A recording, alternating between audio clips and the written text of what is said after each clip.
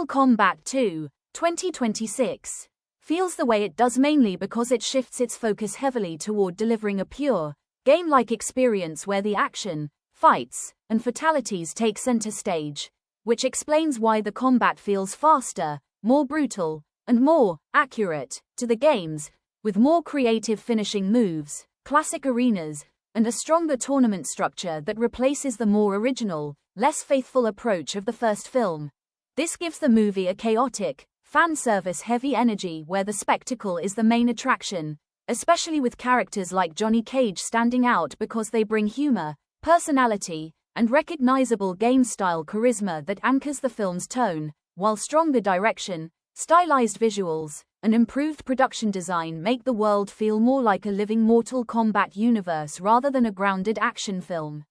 At the same time, this same focus on action and fan service comes at a cost, which is why the story feels thin and predictable, with lower emotional stakes and rushed narrative beats, because the film prioritizes getting from fight to fight rather than building deep character arcs or a tightly structured plot. This also leads to uneven character writing, where some fighters are underused or not fully developed, and emotional moments don't always land because there isn't enough time spent building them up properly, while the pacing feels messy as the film jumps quickly between battles without much breathing room, making it feel more like a sequence of set pieces than a traditional story-driven movie.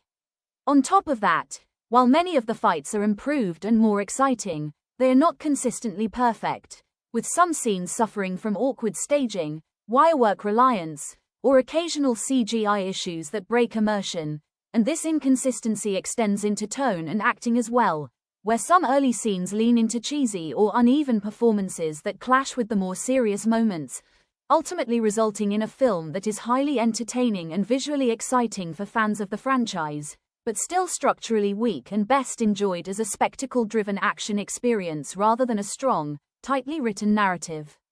Which is why this film comes across as a low-tier film for a lot of Mortal Kombat fans, as this film sacrifices story for spectacle, which is why the film comes across as rushed, which sadly for fans this film does. While there are some moments that are hilarious, it doesn't forgive the fact of the direction that lack the story, tone and lore of Mortal Kombat just to have Kitana have revenge for her father's death, while killing off major characters, which shows bad script writing, for a franchise that needs those characters to continue the film franchise. Though I wouldn't say the film was disappointing, but if you take away the hype and fandom, all you have is a shallow film, trying to be a Mortal Kombat film that's far from the tone of the first film.